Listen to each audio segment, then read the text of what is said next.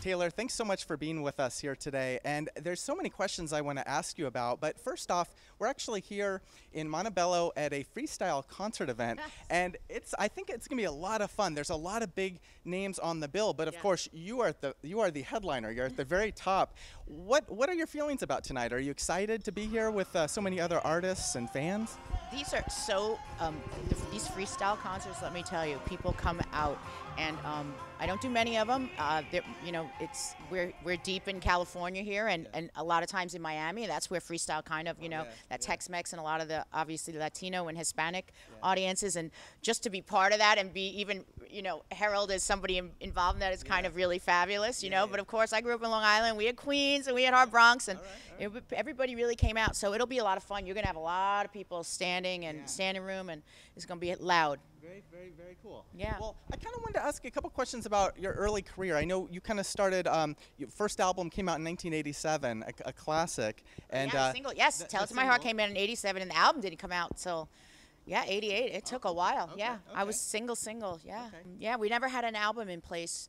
We did the single for Tell It To My Heart, and then it was released in Europe first in '87, and then it was released in the United States because it went on fire in Europe, and then they released it, and they were like, "You better get in there and make a record." So I was nominated for a Grammy 2 years after Tell It To My Heart was released because of, you know, there's the deadlines and stuff. So it was pretty amazing. Yeah. One of the things that's interesting to me about a lot of artists, whether you want to technically put them in the freestyle category or other categories, especially back in the 80s, a lot of really amazing artists really got on the map because of their 12-inch singles. And then, you know, they were banging in the clubs, and then came the full-length albums. And a lot of the artists that are performing tonight, Debbie Deb, Shannon, same sort of process of getting into the public eye. What's your take nowadays with iTunes and things like that? There's a lot of artists that are still focusing on putting out singles versus putting out full-length albums. Do you still think that in today's music world the single still has such an important role in getting artists out there? Well, you know, everything's cyclical, and the you know, it's flipped.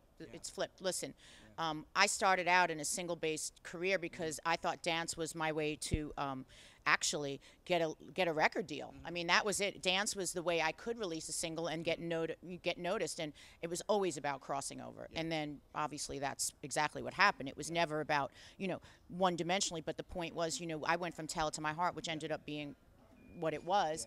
It classically just crossed over, and it merged, and I think it opened up the groundwork for a lot of things. But you had dance that really ultimately today, now what you have with EDM really crossing over from Europe here, techno, and now you have house coming back. So but it always has to get contemporized, and it always has to have this feeling where it's crossing over. So it gets more popular, and you know, we have the records that we know and love, and you have Usher doing, you know, EDM. So there you have it.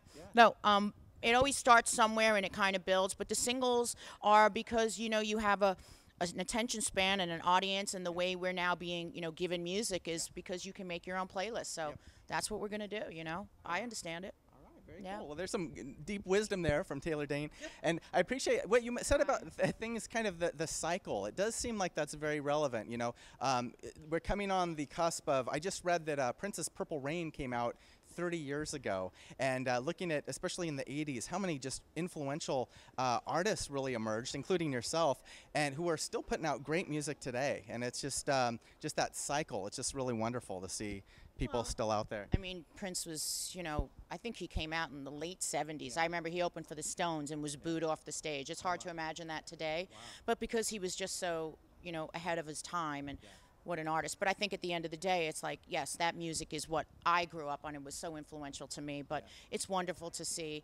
And again, it's wonderful to be part of these kind of events and festivals, just like, you know, you have your Coachellas and everything. This is an event, this is a festival, you know, and people dig it. So I'm happy. What's cool today is today's technically what's known as Record Store Day. And a lot of folks are, actually. It's what do I know? Okay. Is there stores? Are there records? There are, and there's a big comeback with vinyl. And again, I think what's really cool with that whole thing again, you know, I mean, it comes around, and, you know, the fans want, you know, maybe because they feel it's so digitized, and, you know, there's an audience for everything, but that's cool to see. Yeah.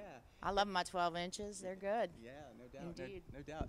Well, Taylor, most folks may not be quite as familiar with you're an amazing artist, and both musically and in terms of being an actress.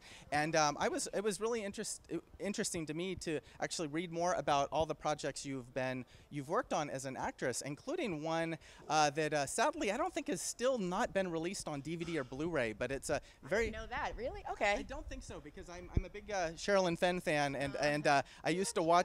But anyways, the show that we are both talking about that you guys don't know is a show on Showtime called Rude Awakening, which Taylor actually had a role on that. And what was it like to be working with Sherilyn and so many other cool actors and actresses? It was a great crew. You had not Vanessa, you had her sister Redgrave, you had. A couple of, even Roger Daltrey guest starred on that. Yeah, I had a great starring role with Sherilyn Fenn was starring in it. It was just this wonderful, it was the beginning of scripted television, cable television. It really was. It was on Showtime. It was probably one of their original scripted shows, and it was just awesome. It was was it a half hour? I don't even remember. It was like a kind of sitcom length, I believe. It was definitely, it was probably a 30-minute, yeah. And it was just great, and it gave me chops, and from there I went and did a bunch of movies, but yeah, the film and television is such an interesting, it's a muscle I don't get to exercise as much as I'd like to, acting. Yeah. But then, I just did Cats on, I was in New York for 2 months, and I got Actress of the, season. I mean, yes, what a role, Grisabella. So I'm when the right role's there, it's amazing, and I'm really pleased about that. Wonderful. And I had read too that you had been asked to perform by Sir Elton John at an event. Is that true? Oh no, I starred in Aida, and that was Elton and Tim Rice's. So that was what that was. Okay. Yes. So again, the acting crossover. Wonderful, that wonderful. Was Aida. That was Broadway. That was there. Okay. That was a wonderful year. Wow. Mm-hmm. Fabulous. Yeah.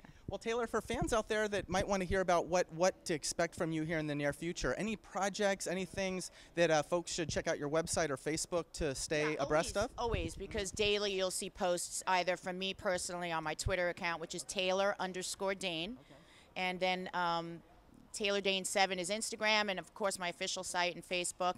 But yeah, I have some TV stuff in the works, some projects in the works, scripted and unscripted. So that's really on production level, executive producing, and then also starring in. So that's a big part right now. And I'm in the studio. Actually, I recorded a lot guest vocal stuff in what month are we in now? April. So yeah, I think it was January. I went in the studio with a couple of DJs, but a couple of artists, and you'll be hearing from that probably in summer. Okay. And I'll be in the studio tomorrow with yeah, it's just.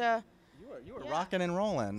Killers. Yeah, I'll be in the studio tomorrow. Because I'm trying to put out my greatest hits, but I'm trying to do it with a different spin to it. Okay. Yeah, so I'm thinking as we speak right now how I'm doing that. Yeah, so I'm in the studio tomorrow, yeah. That's actually kind of a cool thing, because most artists, sometimes will release a greatest hits to get out of fulfill a record contract kind of obligation, or, to put something out, but to actually... Well, this is kind of flipped. I'm re-recording my greatest hits. It means now I own them. So this is me trying to make them, obviously, I think I'm going to do more of a celebratory, because I was inducted in the Hall of Fame last year. 25 years ago, Tell It to My Heart came out. It's kind of wild. So for me, as a more celebratory release, and we'll do something to those records. All right. Some of the coolsters right now. Yeah, cool. Well, I will definitely be in line to pick that Greatest Hits album up, as should you guys out there. So again, check out the website, the Facebook page, all those good things. There's a lot of great stuff happening with Taylor Dayne that you don't want to miss out on.